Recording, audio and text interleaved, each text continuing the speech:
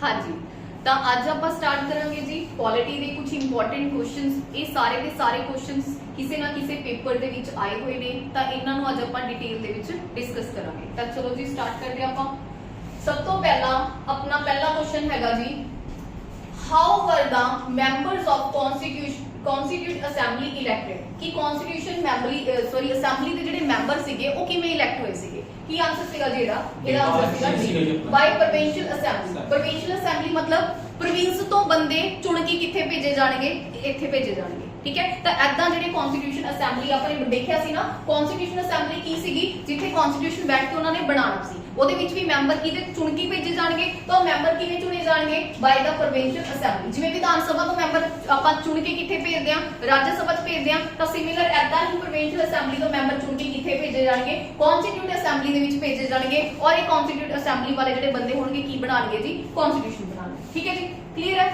ਤਾਂ ਅਗਲਾ, who was the first elected chairman of constituent assembly। ਹੁਣ ਦੇਖੋ ਇਹਦੇ ਵਿੱਚ ਕਨਫਿਊਜ਼ਨ ਆਂਦੀ ਹੀ ਆਂਦੀ ਹੈ ਕੁਐਸਚਨ 'ਚ, ਕਿਉਂਕਿ ਆਪਾਂ ਨੇ ਕੀ ਪੜਿਆ ਸੀਗਾ ਕਿ ਜਿਹੜੀ 9 ਦਸੰਬਰ ਨੂੰ ਪਹਿਲੀ ਮੀਟਿੰਗ ਹੋਈ ਸੀ ਕਨਸਟੀਟਿਊਸ਼ਨ ਅਸੈਂਬਲੀ ਦੀ, ਤਾਂ ਉਹਦੇ ਜਿਹੜੇ ਕੀ ਬਣੇ ਸੀਗੇ? ਟੈਂਪਰਰੀ ਪ੍ਰੈਜ਼ੀਡੈਂਟ ਜਾਂ ਹੈੱਡ ਕੌਣ ਬਣੇ ਸੀਗੇ? ਸਚਨੰਦ ਸਿਨਹਾ ਜੀ ਬਣੇ ਸੀਗੇ। ਉਸ ਤੋਂ ਬਾਅਦ ਆਪਾਂ ਨੇ ਕੀ ਪੜਿਆ? 11 ਦਸੰਬਰ ਨੂੰ ਫੇਰ ਉਹ ਮਿਲੇ ਸੀਗੇ। 11 ਦਸੰਬਰ ਨੂੰ ਜਦੋਂ ਮਿਲੇ ਤਾਂ ਪਰਮਾਨੈਂਟ ਜਿਹੜੇ ਪ੍ਰੈਜ਼ੀਡੈਂਟ ਬਣ ਗਏ ਤਾਂ ਰਜਿੰਦਰ ਪ੍ਰਸਾਦ ਬਣ ਗਏ ਸੀਗੇ। ਹੁਣ ਦੇਖੋ ਇੱਥੇ ਪੁੱਛਿਆ ਕੀ ਹੋਇਆ? who was the first elected chairman, ਕਿਉਂਕਿ ਚੇਅਰਮੈਨ ਹੀ ਸੀਗੇ ਦੋਨੋਂ। ਤਾਂ ਹੁਣ ਦੇਖੋ ਇੱਥੇ ਵਰਡ ਇਲੈਕਟਿਡ ਹੈ, ਇਹਨੂੰ ਧਿਆਨ 'ਚ ਰੱਖਣਾ ਹੈ। ਵਰਡ ਕੀ ਹੈ? ਇਲੈਕਟਿਡ ਹੈ। ਤਾਂ ਇਲੈਕਟਿਡ ਚੇਅਰਮੈਨ ਤਾਂ ਪਹਿਲੇ ਕਿਹੜੇ ਸੀਗੇ? ਰਜਿੰਦਰ ਪ੍ਰਸਾਦ ਸੀਗੇ। ਇਹਨਾਂ ਨੂੰ ਵੈਸੇ ਕਿਉਂਕਿ ਸਭ ਤੋਂ ਸੀਨੀਅਰ ਮੋਸਟ ਸੀਗੇ ਵੈਸੇ ਬਣਾ ਦਿੱਤਾ ਗਿਆ ਸੀਗਾ ਟੈਂਪਰੇਰੀ ਤੌਰ ਤੇ, ਬਟ ਇਲੈਕਟਿਡ ਕਿਹੜੇ ਸੀਗੇ? ਰਜਿੰਦਰ ਪ੍ਰਸਾਦ ਸੀਗੇ। ਤਾਂ ਇਹਦਾ ਜਿਹੜਾ ਆਨਸਰ ਹੋਏਗਾ ਉਹ ਕੀ ਆਏਗਾ? ਡਾਕਟਰ ਰਜਿੰਦਰ ਪ੍ਰਸਾਦ। ਠੀਕ ਹੈ ਜੀ, ਕਿਹਦੇ ਗਲਤ ਸੀ ਕੁਐਸਚਨ? ओके, की लगाया सी? ओके, ठीक है। ਤਾਂ ਇੱਥੇ ਵਰਡ ਹੈ ਥੋੜਾ ਆਪਾਂ ਨੇ ਇਲੈਕਟਿਡ ਧਿਆਨ 'ਚ ਰੱਖਣਾ, ਕਿਉਂਕਿ ਉਹਨਾਂ ਨੇ ਇਲੈਕਟਿਡ ਪੁੱਛੇ ਨੇ। ਤਾਂ ਪਹਿਲੇ ਵੀ ਹੋ ਸਕਦੇ ਨੇ, ਠੀਕ ਹੈ। ਪਹਿਲੇ ਵੈਸੇ ਤਾਂ ਸਚਨ ਸਿਨਹਾ ਸੀਗੇ, ਉਹ ਟੈਂਪਰੇਰੀ ਸੀਗੇ, ਪਰ ਇਲੈਕਟ ਕਿਹਨਾਂ ਨੂੰ ਕੀਤਾ ਗਿਆ ਸੀਗਾ? ਰਜਿੰਦਰ ਪ੍ਰਸਾਦ ਨੂੰ ਕੀਤਾ ਗਿਆ ਸੀ। ਅੱਛਾ, ਉਸ ਤੋਂ ਬਾਅਦ who chaired the first meeting of constitute assembly. ਹੁਣ ਦੇਖੋ ਪਹਿਲੀ ਮੀਟਿੰਗ ਦੀ ਗੱਲ ਕੀਤੀ ਹੈ। ਹੁਣ ਪਹਿਲੀ ਮੀਟਿੰਗ ਨੂੰ ਕਿਹਨੇ ਹੋ ਕੀਤਾ ਸੀਗਾ? Obviously doctor Sachchidananda Sinha.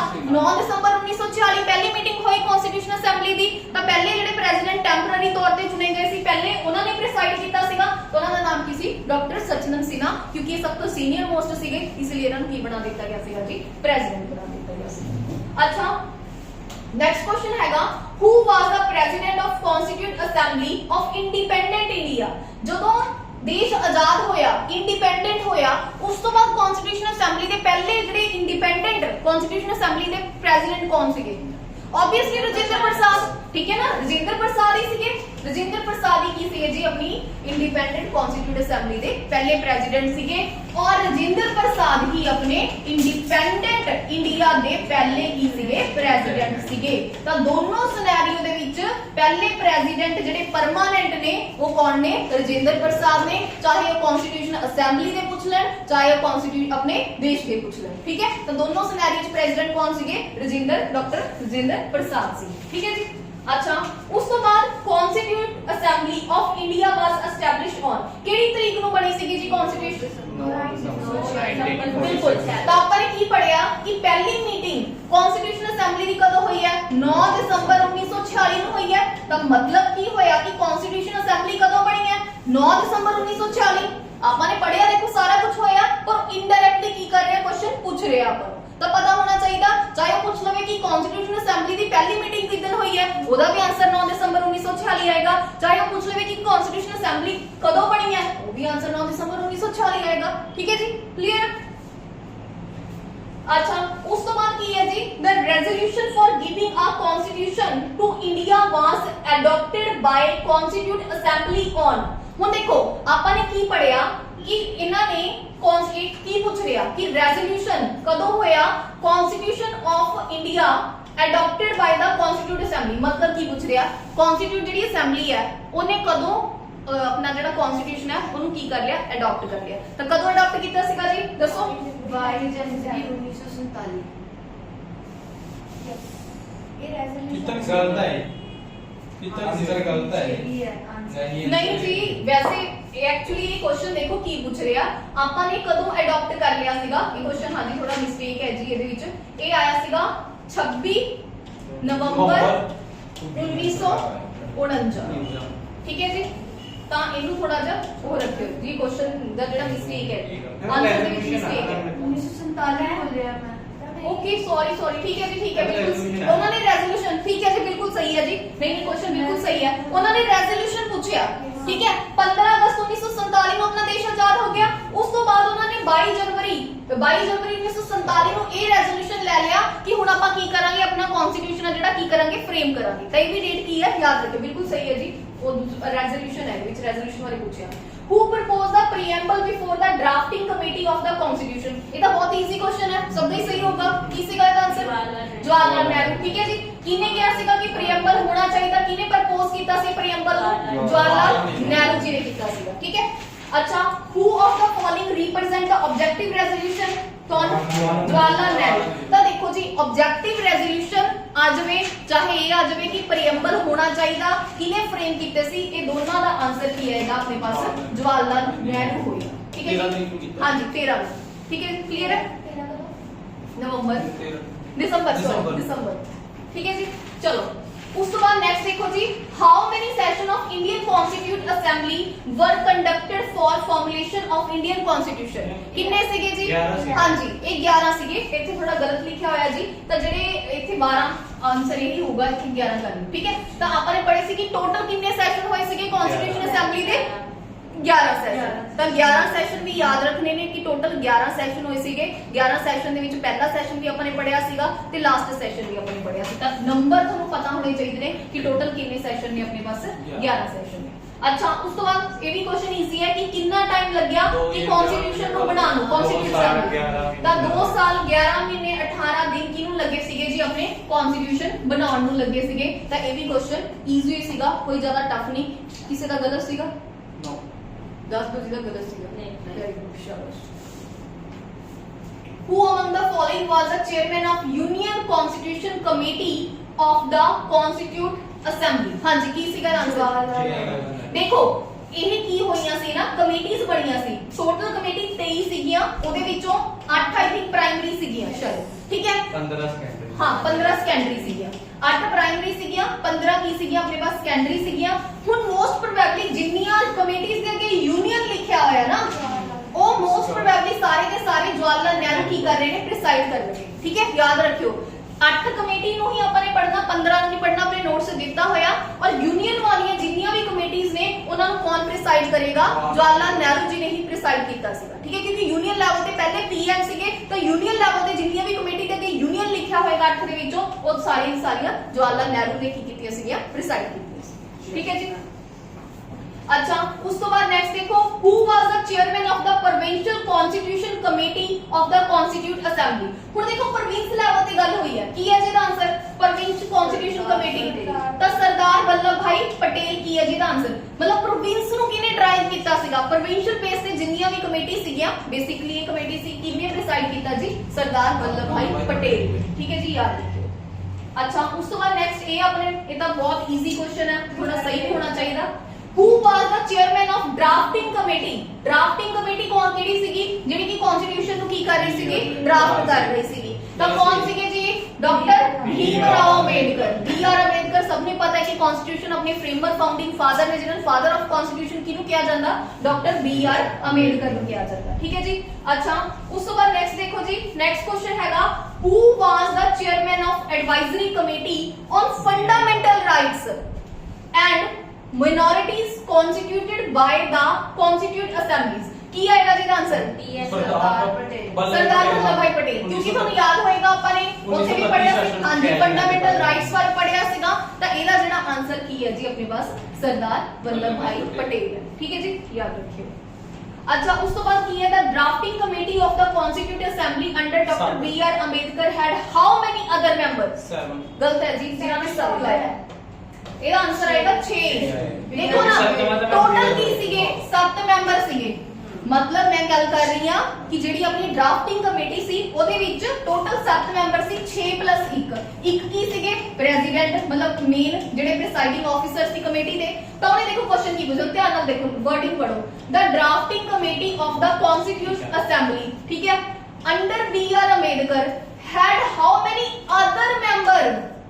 How many other member ਪੁੱਛਿਆ ਨੇ ਬੀ ਆਰ ਅੰਬੇਦਕਰ ਤੋਂ ਬਿਨਾ ਬੀ ਆਰ ਅੰਬੇਦਕਰ ਦਾ ਇੱਕ ਹੈਗੇ ਸੀ ਪ੍ਰੈਜ਼ੀਡੈਂਟ ਟੋਟਲ 7 ਸੀਗੇ ਤਾਂ 6 ਹੀ ਆਏਗਾ ਇਹਦਾ ਆਪਣੇ ਪਾਸ ਆਨਸਰ ਆਏਗਾ ਤਾਂ ਐਵੇਂ ਕੁਐਸਚਨ ਦੀ ਵਰਡਿੰਗ ਨੂੰ ਵੀ ਧਿਆਨ ਨਾਲ ਪੜ੍ਹਨਾ ਹੈ क्वेश्चन एवं ट्विस्ट कीते सीधा जाके 7 नहीं मार देना जाके ठीक है तो पूछो ध्यान देखो ध्यान दे नाल क्वेश्चन दे विच की लिखा होया वर्ड्स नु ध्यान दे नाल पढ़ना है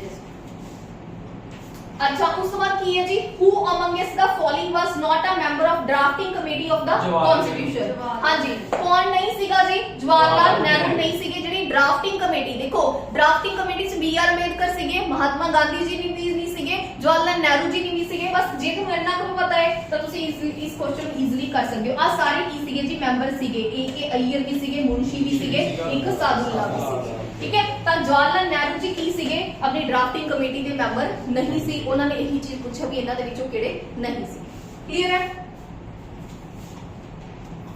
लो नेक्स्ट देखो जी नेक्स्ट क्वेश्चन अपने पास हैगा The Constitutional Assembly set up a drafting committee under the chairmanship of Dr. B.R. Ambedkar on ਕਿਹੜੀ ਤਰੀਕ ਨੂੰ ਕੀਤੀ ਸੀਗੀ ਜੀ 29 ਅਗਸਤ 1947 ਨੂੰ ਆਪਣੀ ਕੀ ਬਣੀ ਸੀਗੀ ਡਰਾਫਟਿੰਗ ਕਮੇਟੀ ਬਣੀ ਸੀ ਆਪਾਂ ਨੇ ਪੜਿਆ ਸੀਗਾ ਔਰ ਡਰਾਫਟਿੰਗ ਕਮੇਟੀ ਦੇ ਜਿਹੜੇ ਹੈਡ ਸੀਗੇ ਕੌਣ ਸੀਗੇ ਡਾਕਟਰ B.R. ਅੰਬੇਦਕਰ ਜਿਨ੍ਹਾਂ ਨੂੰ ਕੀ ਬੋਲਿਆ ਜਾਂਦਾ ਆਪਣੇ founding father of Indian constitution ਠੀਕ ਹੈ ਜੀ ਚਲੋ ਅੱਛਾ ਉਸ ਤੋਂ ਬਾਅਦ ਨੈਕਸਟ ਕੁਐਸਚਨ ਹੈਗਾ who was the constitutional advisor at the time of formation of constitution आपने पढ़ा ਸੀ ਨਾ ਕੀ ਸੀਗੇ ਜੀ constitutional advisor ਕੌਣ ਸੀਗੇ B.N. ਰਾਓ ਤਾਂ B.N. ਰਾਓ ਆਪਣੇ ਕੀ ਸੀਗੇ constitutional advisor ਸੀਗੇ ਵੀ ਇਹ ਸਲਾਹ ਦਿੰਦੇ ਸੀ ਏਦਾਂ ਕਰਕੇ ਏਦਾਂ ਹੋਣਾ ਚਾਹੀਦਾ advisor ਕੌਣ ਸੀ ਸਿੱਧੇ ਸਿੱਧੇ ਦੇਖੋ ਫੈਕਟਸ ਨੇ ਇਹ ਸਟੈਟਿਕ ਫੈਕਟਸ ਨੇ ਸਾਰੇ ਯਾਦ ਕਰਨਾ ਹੈ ਬਾਕੀ ਜਿੱਥੇ ਸਮਝਾਉਣ ਦੀ ਜ਼ਰੂਰਤ ਹੈ ਮੈਂ ਤੁਹਾਨੂੰ ਸਮਝਾ ਦੂੰਗੀ ਅੱਛਾ ਉਸ ਤੋਂ ਬਾਅਦ The first draft of constitution was prepared by हाँ जी किने prepare किया सीगा जी पहला draft prepare किया सीगा जी B.N. राव ने याद रखियो B.R. अंबेडकर नहीं लाना कॉन्स्टिट्यूशन का पहला जेड़ा ड्राफ्ट सीगा देखो ना B.N. राव कौन सीगे अपने कॉन्स्टिट्यूशनल एडवाइजर सीगे ये सलाह दिंदे सी तां पहला ड्राफ्ट इन्हां ने ही तैयार कीता सीगा क्योंकि एडवाइजर सीगे भी ऐदां करके एवें दा एक फ्रेम होना चाहिए ऐदां दा अपना कॉन्स्टिट्यूशन होना चाहिए तां पहला जेड़ा ड्राफ्ट तैयार कीता सीगा B.N. राव जी ने तैयार कीता सीगा अच्छा वो केड़ा बंदा सीगा जिने सब तो पहला कॉन्स्टिट्यूशन असेंबली दी डिमांड कीती सीगी M.N. रॉय ठीक है तां ये चीज ध्यान रखियो कि कॉन्स्टिट्यूशन असेंबली दी डिमांड करने वाला सब तो पहला बंदा कौन सीगा M.N. रॉय ते पहला एडवाइजर कौन सीगा B.N. रॉय और पहला कॉन्स्टिट्यूशन फ्रेमर भी कौन सीगा B.N. रॉय ਕਿਹੜੀ ਪਾਰਟੀ ਨੇ ਮੰਗ ਕੀਤੀ ਸੀਗੀ ਇਹ ਤਾਂ ਨਹੀਂ ਹੈ ਪਰ ਇੰਡੀਅਨ ਨੈਸ਼ਨਲ ਕਾਂਗਰਸ ਨੇ ਤਾਂ ਬਾਅਦ ਚ ਮੰਗ ਕੀਤੀ ਉਹ ਸਵਰਾਜ ਪਾਰਟੀ ਦੀ ਨਾਮ ਜਿਹਨੇ ਪਹਿਲਾਂ ਮੰਗ ਕੀਤੀ ਅੱਛਾ ਓਕੇ ਠੀਕ ਹੈ ਜੀ When did the Constitutional Assembly adopted the national flag ਇਹ ਤਾਂ ਸਮਝ ਸਹੀ ਹੈ 22 ਜੁਲਾਈ 1947 ਨੂੰ ਆਪਾਂ ਨੇ ਕੀ ਕੀਤਾ ਹੈ ਜੀ ਆਪਣਾ ਜਿਹੜਾ ਨੈਸ਼ਨਲ ਫਲੈਗ ਹੈ ਉਹ ਕੀ ਕੀਤਾ ਹੈ ਅਡਾਪਟ ਕੀਤਾ ਹੈ ਠੀਕ ਹੈ ਜੀ ਇਹ ਕੁਐਸਚਨ ਬਹੁਤ ਜ਼ਿਆਦਾ PW+ ਦੇ ਕਾਫੀ ਸਾਰੇ ਪੇਪਰ ਦੇ ਪ੍ਰੀਵੀਅਸ ਈਅਰ ਪੇਪਰ ਚੱਕ ਕੇ ਦੇਖਿਓ ਪਿੱਛੇ ਹੈ Who was the chairman of the National Flag Committee हाँ जी कौन सी राजा गोपाल चारी नो डॉक्टर राजेंद्र प्रसाद अब मेरा गलत क्या ਸੀ डॉक्टर राजेंद्र प्रसाद की सीगे जी चेयरमैन सीगे नेशनल फ्लैग कमेटी ਦੇ ਠੀਕ ਹੈ ਵੀ ਫਲੈਗ ਕਿਵੇਂ ਦਾ ਹੋਣਾ ਚਾਹੀਦਾ ਇਹ वो एंड ऑल ਇਹ ਕਮੇਟੀ ਨੇ ਡਿਸਾਈਡ ਕੀਤਾ ਸੀ ਔਰ ਇਹਦੇ ਜਿਹੜੇ ਪ੍ਰੈਜ਼ੀਡੈਂਟ ਸੀਗੇ ਉਹ ਡਾਕਟਰ ਰਾਜੇਂਦਰ ਪ੍ਰਸਾਦ ਸੀਗੇ ਇਹ ਵੀ ਚੀਜ਼ ਧਿਆਨ ਵਿੱਚ ਰੱਖਿਓ ਅੱਛਾ ਉਸ ਤੋਂ ਬਾਅਦ when was the third reading of the Indian Constitutional Assembly started ਹਾਂਜੀ ਕਦੋਂ ਹੋਈ ਸੀਗੀ ਦੱਸੋ ਜਿਹੜੀ ਪਹਿਲੀ ਰੀਡਿੰਗ ਸ਼ੁਰੂ ਹੋਈ ਸੀ ਨਾ ਪਹਿਲੀ ਰੀਡਿੰਗ ਇਹਨਾਂ ਦੀ ਸ਼ੁਰੂ ਹੋਈ ਆਈ ਥਿੰਕ 4 ਨਵੰਬਰ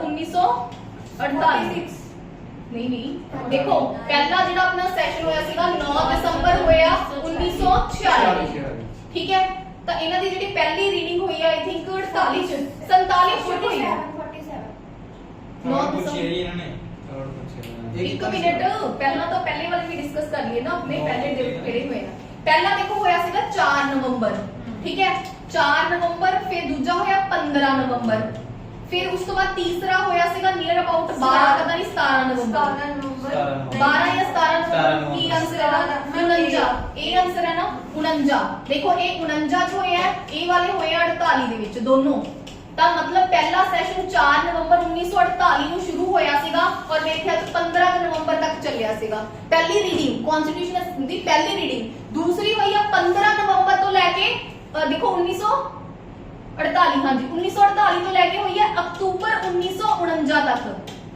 ठीक है। फिर अगे आ वाली नवंबर 12 या 17 तो लेके हुई है अपने पास, उदों तक 26 नवंबर जब तक अपने कॉन्स्टिट्यूशन की नहीं कर लिया, एडॉप्ट नहीं कर लिया, ठीक है। मतलब पहली रीडिंग जिवें हुण देखो ना कॉन्स्टिट्यूशन बन गया, ओवर मतलब मेन चीज़ां सारी ਉਹਦੇ ਵਿੱਚ ऐड कर ली तो ਉਹਦੀ पहली रीडिंग भी तो हुई होगी, पहली बार पढ़िया गया होगा भी सबने चेक किया होगा भी की लिखा की नहीं लिखा। तो जी पहली रीडिंग हुई है वो हुई है 4 नवंबर, तो कुछ दिन तक चली होगी, 15 नवंबर तक चली 1948 तक पहली रीडिंग हुई। फिर दूसरी रीडिंग की हुई ये 14-15 जो पहली खत्म हुई, बीच कुछ दिन सीगे, ठीक है, कुछ दिनों की ड्यूरेशन सीगी, तब दूसरी हुई इतों शुरू हुई, फिर ये चली काफी लंबे टाइम तक। ਇਹ 1 ਨਵੰਬਰ ਤੋਂ मतलब नवंबर तो लेके 2 अक्टूबर तक चली भी नियर अबाउट 1 साल चली है जी दूसरी मीटिंग, और फाइनल मीटिंग भी यही सी क्योंकि इसे सारी की करनी सी अमेंडमेंट करनी सी। और जी तीसरी हुई है वो 12 या 17 नवंबर शुरू होके इतों तक चली है 26 नवंबर 1949 तक चली है। 26 नवंबर 1949 वो दिन सीगा जिस दिन अपन ने सबने की करती स्टैंप लगाती कि अपना कॉन्स्टिट्यूशन की है तैयार है, ठीक है जी तैयार है। 26 नवंबर 1949 ने अपन ने की कर लिया सी, अडॉप्ट भी कर लिया सी, इनैक्ट भी कर लिया सी, ते अपन ने एनफोर्स किदन कीता है जी 26 जनवरी 1950 ਨੂੰ अपना कॉन्स्टिट्यूशन है जेड़ा एनफोर्स कीता है, ठीक है जी क्लियर है। तो तीन ऐदा की हुई है रीडिंग हुई है, तीसरी पूछी है तो देखो ऐदा याद रख लो ना, पहलियां 48 हुई ने, दूजी अप्रोक्सीमेट 1 साल चली है, 48 तो कितने तक चली अक्टूबर 1949 तक, जी तीसरी नवंबर 1949 शुरू हुई है, और 26 जनवरी 1949 फाइनल वो दिन सीगा जिस दिन उन्होंने सबने की करते सी साइन करते सी और कॉन्स्टिट्यूशन अपना बन के तैयार हो गया सी। हाँ इतना थोड़ा बहुत मिस्टेक हो सकता, मतलब 1949 का अपन पता होना चाहिए, थोड़ा बहुत डेट है जी वेरी करूंगी हर एक जगह पे, ठीक है जी डेट्स से ना ज्यादा जाया करो, जिवें हिस्ट्री के डेट्स थोड़ी बहुत किते ना किते वेरी करनी हुंदी है नहीं एम यू हुण देखो the constitution of India was completed on कदों कंप्लीट होया 26 नवंबर 1949 हुणी अपन ने डिस्कस कर लिया कि सबने स्टैंप लाती सारे फाइनल कर लिया। अच्छा उस तो बाद की पूछा गया Indian constitution was adopted by constitution assembly, adopt कदों किया गया 26 नवंबर 1949, अडॉप्ट और एनेक्ट कदों किया गया 26 नवंबर 1949, पर एनफोर्स मतलब फाइनल एडॉप्शन किदन की गई है 26 जनवरी 1950, ठीक है जी क्लियर है। इत्थों तक कोई डाउट? कितने क्वेश्चन गलत सीगे पहले पेज कितने क्वेश्चन गलत सीगे? ਜਿਹੜੇ ਬੋਲੇ ਸੀ ਦੋ ਤਿੰਨ गलत ਬਾਕੀ कोई नहीं करे नहीं थे जो समझ नहीं हाँ जी अच्छा ठीक है जी ਸੀ ਮੇਰੇ तो एक महीने ਤਾਂ लो जी थोड़े जो और डिस्कस कर लेते हैं, सारे तो नहीं अब डिस्कस होंगे। चलो अगला भी लेक्चर है constitution of India came into force, कदों फोर्स ਦੇ ਵਿੱਚ ਆਇਆ 26 जनवरी 1950 अपन ने पढ़ लिया इनैक्ट, ठीक है इनैक्ट ते की कीता अडॉप्ट, ये दोनों वर्ड एक ने कदों होए 26 नवंबर 1949। ये बहुत इंपॉर्टेंट क्वेश्चन है ध्यान से रखना है, जे पूछे एनफोर्स या पंजाबी च कहे लागू कदों होया वो होया 26 जनवरी 1950। ਤਾਂ ਇਹ ਦੋ क्वेश्चन ने ध्यान ਦੇ ਵਿੱਚ ਰੱਖਣੇ ਹੈ, ਇਹਦੇ ਵਿੱਚੋਂ क्वेश्चन ਆਂਦਾ ਹੀ ਆਂਦਾ पेपर ਦੇ ਵਿੱਚ, ठीक है जी चलो अगर कॉन्स्टिट्यूशन दे डेट के ऊपर क्वेश्चन आएगा ता January 26 was selected as the date for inauguration of constitution because आपने डिस्कस किया सी देखो ਜਦੋਂ कॉन्स्टिट्यूशन ਦਾ ਬਣ ਕੇ 26 ਨਵੰਬਰ 1949 ਨੂੰ ਤਿਆਰ ਹੋ ਗਿਆ ਸੀਗਾ, ਫਿਰ ਉਹਨਾਂ ਨੂੰ ਕੀ ਪਈ ਸੀ 26 ਜਨਵਰੀ 1950 ਨੂੰ ਲਾਗੂ ਕਰਨ ਦੀ, ਕਿਉਂਕਿ ਆਪਾਂ ਨੇ ਹਿਸਟਰੀ ਦੇ ਵਿੱਚ ਪੜ੍ਹਿਆ ਸੀਗਾ ਕਿਉਂਕਿ ਲਾਹੌਰ ਸੈਸ਼ਨ ਜਿਹੜਾ 1929 ਦੇ ਵਿੱਚ ਹੋਇਆ ਸੀਗਾ, ਸੌਰੀ 30 ਚ ਹੋਇਆ ਸੀਗਾ ਤੇ 31 ਦਸੰਬਰ 1929 ਨੂੰ ਜਵਾਹਰ ਲਾਲ ਨਹਿਰੂ ਜੀ ਨੇ ਰਾਵੀ ਰਿਵਰ ਦੇ ਕੰਢੇ ਉੱਪਰ ਰਾਤ ਨੂੰ 12 ਵਜੇ ਇੰਡੀਅਨ ਫਲੈਗ ਨੂੰ ਲਹਿਰਾਇਆ ਸੀ ਔਰ ਕੀ ਕਿਹਾ ਸੀਗਾ ਕਿ 26 जनवरी 1930 ਨੂੰ ਆਪਾਂ ਕੀ ਕਰਾਂਗੇ ਫਸਟ ਇੰਡੀਪੈਂਡੈਂਸ ਡੇ ਹੈ ਜਿਹੜਾ ਮਨਾਵਾਂਗੇ। ਇਹ ਚੀਜ਼ ਕਹੀ ਸੀਗੀ, ਠੀਕ ਹੈ। ਪਰ ਦੇਸ਼ ਆਜ਼ਾਦ ਕਿੱਥੇ ਹੋਇਆ ਸੀ? ਦੇਸ਼ ਤਾਂ ਜਾ ਕੇ 47 ਚ ਆਜ਼ਾਦ ਹੋਇਆ, ਤਾਂ ਕਿਉਂਕਿ ਇਹ 26 ਨਵੰਬਰ ਡੇਟ ਇੰਪੋਰਟੈਂਟ ਸੀਗੀ ਤਾਂ ਆਪਾਂ ਨੇ ਕੁਝ ਟਾਈਮ ਰੋਕਿਆ, ਠੀਕ ਹੈ। ਆਪਣਾ ਕਨਸਟੀਟਿਊਸ਼ਨ ਨਹੀਂ ਆਪਾਂ ਨੇ ਲਾਗੂ ਹੋਣ ਦਿੱਤਾ, ਫਿਰ ਆਪਾਂ ਨੇ ਕੁਝ ਦਿਨ ਰੋਕ ਕੇ ਇਹੀ 26 ਜਨਵਰੀ ਤੱਕ ਦੀ ਵੇਟ ਕੀਤੀ ਔਰ 26 ਜਨਵਰੀ 1950 ਨੂੰ ਆਪਾਂ ਨੇ ਆਪਣਾ ਜਿਹੜਾ ਕਨਸਟੀਟਿਊਸ਼ਨ ਹੈ ਉਹਨੂੰ ਕੀ ਕਰਤਾ ਲਾਗੂ ਕਰਤਾ। ਤਾਂ ਆਨਸਰ ਕੀ ਆਏਗਾ? The Congress had observed it as the Independence Day in 1930 ਦੇ ਵਿੱਚ, ਠੀਕ ਹੈ। ਇਹਦੇ ਬਾਰੇ ਆਪਾਂ ਬਹੁਤ ਡਿਸਕਸ ਕੀਤਾ ਹੋਇਆ ਜੀ, ਤਾਂ ਤੁਹਾਨੂੰ ਕੋਈ ਕਿਸੇ ਦਾ ਗਲਤ ਨਹੀਂ ਹੋਣਾ ਚਾਹੀਦਾ। ਕਿਸ ਦਾ ਗਲਤ ਹੈ ਕੁਝ? ओके पहलियां भी अगर थोड़ी गलत होता Indian constitution was adopted by हां जी ਤਾਂ ਇੰਡੀਅਨ ਕਨਸਟੀਟਿਊਸ਼ਨ ਕਿਨੇ ਅਡਾਪਟ ਕੀਤਾ ਸੀ ਕਿਨੇ ਕੌਣ ਅਡਾਪਟ ਕਰੇਗਾ ਆਬਵੀਅਸਲੀ ਕਨਸਟੀਟਿਊਸ਼ਨ ਅਸੈਂਬਲੀ ਅਡਾਪਟ ਕਰੇਗੀ the constitution of India was enact on 26 ਨਵੰਬਰ 1949 ਬਾਈ ਕਿਨੇ ਇਨੈਕਟ ਕੀਤਾ ਕਨਸਟੀਟਿਊਸ਼ਨ ਅਸੈਂਬਲੀ ਆਬਵੀਅਸਲੀ ਠੀਕ ਹੈ ਜੀ ठीक है इनैक्ट ਕੀਤਾ ਤਾਂ ਦੋਨਾਂ ਨੇ ਕਨਸਟੀਟਿਊਸ਼ਨ ਅਸੈਂਬਲੀ ਨੇ ਕੀਤਾ ਹੋਰ ਕਿਹਨੇ ਕੀਤਾ ਠੀਕ ਹੈ ਜੀ ਅੱਛਾ ਉਸ ਤੋਂ ਬਾਅਦ ਕੀ ਹੈ ਕਨਸਟੀਟਿਊਸ਼ਨ ਡੇ ਕਿਦਾਂ ਸੈਲੀਬ੍ਰੇਟ ਕੀਤਾ ਜਾਂਦਾ ਦੱਸੋ 26 ਨਵੰਬਰ ਆਪਾਂ ਵੈਸੇ ਵੀ ਇੰਪੋਰਟੈਂਟ ਡੇਜ਼ ਦੇ ਵਿੱਚ ਪੜ੍ਹਦੇ ਹਾਂ ਕਿ 26 ਨਵੰਬਰ ਕਿਹੜਾ ਦਿਨ ਹੁੰਦਾ ਆਪਣਾ ਕਨਸਟੀਟਿਊਸ਼ਨ ਡੇ ਹੁੰਦਾ ਕਿਉਂ ਕਿਉਂਕਿ 26 ਨਵੰਬਰ ਨੂੰ ਆਪਣਾ ਕਨਸਟੀਟਿਊਸ਼ਨ ਬਣ ਕੇ ਕੀ ਹੋ ਗਿਆ ਸੀ ਤਿਆਰ ਹੋ ਗਿਆ ਸੀ ਤਾਂ ਆਨਸਰ ਕੀ ਆਏਗਾ 26 ਨਵੰਬਰ ਇਹ ਤਾਂ ਵੈਸੇ ਵੀ ਬਹੁਤ ਇੰਪੋਰਟੈਂਟ ਕੁਐਸਚਨ ਹੈ ਕਰੰਟ ओरिएंटेड ਵੀ ਕੁਐਸਚਨ ਹੈ ਠੀਕ ਹੈ ਜੀ ਉਸ ਤੋਂ ਬਾਅਦ B R Ambedkar was elected to the constitution assembly from ਕਿੱਥੋਂ ਦੇ ਸੀਗੇ ਵੈਸਟ ਬੰਗਾਲ बॉम्बे प्रेसिडेंसी का वेस्ट बंगाल का प्रेसिडेंसी तो सी मैं ਤੇ ਬੰਬੇ ਵੈਸੇ ਬੰਬੇ ਪ੍ਰੈਸੀਡੈਂਸੀ ਤੋਂ ਸੀਗੇ ਵੈਸੇ ਉਹ ਵੈਸਟ ਬੰਗਾਲ ਤੋਂ ਸੀਗੇ ਹਾਂਜੀ ਤਾਂ ਵੈਸੇ ਪਰ ਹੈਗੇ ਉਹ ਬੰਬੇ ਪ੍ਰੈਸੀਡੈਂਸੀ ਤੋਂ ਖੜੇ ਸੀਗੇ ਠੀਕ ਹੈ ਪਰ ਹੈਗੇ ਉਹ ਬੋਰਨ ਵੈਸਟ ਬੰਗਾਲ ਤੋਂ ਹੀ ਸੀਗੇ ਠੀਕ ਹੈ ਜੀ ਉੱਥੋਂ ਮੈਂ ਇਹਨਾਂ ਨੇ ਨਾ ਜਿਹੜਾ ਸੀਗਾ ਆਪਣਾ ਉਹਨੂੰ ਯਾਨੀ ਉਹ ਕਰਵਾਤੇ ਸੀਗੇ ਆਪਣਾ ਰਿਜ਼ਾਈਨ ਦਵਾ ਕੇ ਨਾ ਫਿਰ ਡਾਕਟਰ ਬੀ ਆਰ ਅੰਬੇਦਕਰ ਨੂੰ ਕਰਵਾਇਆ ਸੀਗਾ ਹਾਂਜੀ ਇਹ ਵੈਸਟ ਬੰਗਾਲ ਤੋਂ ਜਿੱਤੇ ਸੀ ਹਾਂ ਯਾਨੀ ਕਿ ਮੁਸਲਿਮਾਂ ਨੇ ਜਿਤਾਇਆ ਸੀਗਾ ਆਪਣਾ ਅੱਛਾ ਇਹਨਾਂ ਨੂੰ ਹਾਂ ਫਿਰ ਇਹਨਾਂ ਨੇ ਇਧਰ ਡਾਕਟਰ ਕਰਕੇ ਫਿਰ ਇਧਰ ਲਿਆਤਾ ਸੀਗਾ ਠੀਕ ਹੈ ਜੀ ਵੈਸੇ ਹੈਗੇ ਵੈਸਟ ਬੰਗਾਲ ਤੋਂ ਹੀ ਸੀਗੇ ਹਾਂ ਹਾਂਜੀ ਹਾਂ ਫਿਰ ਸਹੀ ਆਨਸਰ क्या है ਬੰਬੇ ਪ੍ਰੈਸੀਡੈਂਸੀ ਹੈ ਸਹੀ ये ਆਨਸਰ जितो ये लड़े वो है क्या मराठी प्रेसिडेंसी वो आप ਮਰਾਠੀ ਦਾ ਕੁੰਜੀ ਦਾ ਨਾਮ elected to the constitution assembly elect ਕਿੱਥੋਂ ਹੋਏ ਕਿਹੜੀ ਜਗ੍ਹਾ ਤੋਂ ਪ੍ਰੈਸੀਡੈਂਸੀ ਤੋਂ ਹੀ ਹੋਏ ਹੋਣਗੇ ਬੰਬੇ ਪ੍ਰੈਸੀਡੈਂਸੀ ਤੋਂ प्रेसिडेंसी वेस्ट बंगाल ही है मैम दो मैं ना देखा सी दो अरे वेस्ट बंगाल तो वैसे ने वैसे बोर्ड किथों ने देखो एक बार चेक करो मैं चेक कितना सी पर मैडम मेरा तो बहुत किसी दिक्कत आ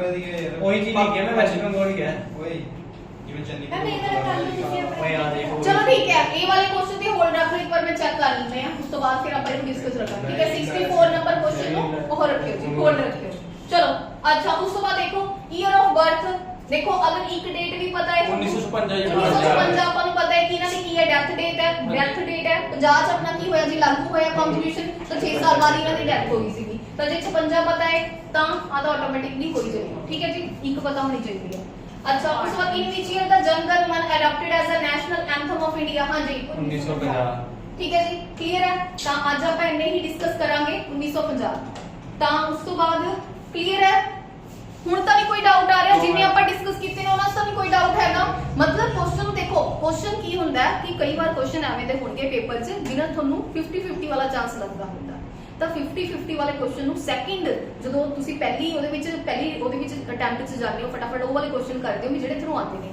ਜਦੋਂ ਤੁਸੀਂ ਸੈਕਿੰਡ ਅਟੈਂਪਟ ਦਿੰਦੇ ਹੋ ਨਾ ਦੂਸਰੀ ਵਾਰ ਬਾਰੀ ਲੈਂਦੇ ਹੋ ਤਾਂ ਉਹਦੇ ਵਿੱਚ ਕੀ ਕਰਿਆ ਕਰੋ 50-50 ਵਾਲੇ ਕਰਨੇ ਜ਼ਰੂਰੀ ਹੁੰਦੇ ਨੇ ਠੀਕ ਹੈ 50% ਵਾਲਾ ਕੁਐਸਚਨ ਕਰਨਾ ਇਹ ਨਹੀਂ ਹੈਗਾ ਕਿ ਛੱਡਣਾ ਹੈ ਜਿੱਥੇ ਦੋ ਵਾਲੇ ਤੇ ਦੋ ਤਾਂ ਪਤਾ ਵੀ ਸਹੀ ਗਲਤ ਨੇ ਦੋ ਆਪਾਂ ਨੂੰ ਪਤਾ ਹੈ ਕਿ ਕੀ ਨੇ ਸਹੀ ਨੇ ਤਾਂ ਉਹ ਵਾਲੇ ਕਰਨੇ ਹੀ ਕਰਨੇ ਆ ਇਹ ਨਹੀਂ ਹੈਗਾ ਕਿ ਛੱਡ ਕੇ ਆ ਜਾਓ ਜੇ ਅਟੈਂਪਟ ਨਹੀਂ ਕਰੋਗੇ ਤਾਂ ਆਬਵੀਅਸਲੀ ਪੇਪਰ ਦੇ ਵਿੱਚ ਸਕੋਰਿੰਗ ਨਹੀਂ ਹੋਏਗੀ ਅਟੈਂਪਟ ਕਰਨਾ ਪਊਗਾ ਜੇ 100 ਨੰਬਰ ਹੈ ਦਾ ਪੇਪਰ ਹੈ ਤਾਂ 80-85 ਤੁਹਾਡਾ ਅਟੈਂਪਟ ਹੋਣਾ ਚਾਹੀਦਾ ਤਾਂ ਨੰਬਰ ਆਣਗੇ ਪਰ ਅਟੈਂਪਟ ਦਾ ਮਤਲਬ ਇਹ ਨਹੀਂ ਕਿ ਬਲਾਈਂਡ ਤੁੱਕੇ ਮਾਰਿਓ ਠੀਕ ਹੈ ਨਾ ਇਹ ਵੀ ਨਹੀਂ ਕਰਨਾ ਵੀ ਬਲਾਈਂਡ ਤੁੱਕੇ ਮਾਰਿਓ ਜਿੱਥੇ 50-50 ਵਾਲਾ ਲੱਗਦਾ ਉੱਥੇ ਤੁਹਾਨੂੰ ਅਟੈਂਪਟ ਕਰਨਾ ਪਏਗਾ ਪੇਪਰ ਤਾਂ ਨੰਬਰ ਆਣਗੇ ਮੈਰਿਟ ਦੇ ਵਿੱਚ ਅਦਰਵਾਈਜ਼ ਨਹੀਂ ਆਣਗੇ ਹੁਣ ਜੇ ਕੁਐਸਚਨ ਹੀ ਤੁਸੀਂ 60 ਅਟੈਂਪਟ ਕਰ ਰਹੇ ਹੋ ਫਿਰ ਕੀ ਨੰਬਰ ਆਣਗੇ ਉਹ ਤੋਂ 10 ਵੀ ਗਲਤ ਹੋ ਗਏ ਜੇ 15 ਵੀ ਗਲਤ ਹੋ ਗਏ ਕਿੱਥੇ ਆ ਗਏ ਤੁਸੀਂ ਕਿੱਥੇ ਆ ਗਏ 45 ਤੇ ਆ ਗਏ ਤੁਸੀਂ ਉਹਦੇ ਵਿੱਚੋਂ ਵੀ ਨੰਬਰ ਕੱਟ ਜਾਣਗੇ ਨੈਗੇਟਿਵ ਕੱਟ ਫਿਰ ਨੈਗੇਟਿਵ ਕਿੱਥੇ ਆ ਜਾਓਗੇ ਤੁਸੀਂ ਮੈਰਿਟ 85 ਦੇ ਨੀਅਰ ਬਾਈ ਅਟੈਂਪਟ ਹੋਣਾ ਚਾਹੀਦਾ ਪੇਪਰ ਦੇ ਵਿੱਚ ਪਰ ਬਲਾਈਂਡ ਤੁੱਕੇ ਵੀ ਨਹੀਂ ਹੋਣੇ ਚਾਹੀਦੇ ਠੀਕ ਹੈ ਜੀ ਕਲੀਅਰ ਹੈ 50 में स्टेज सही होने चाहिए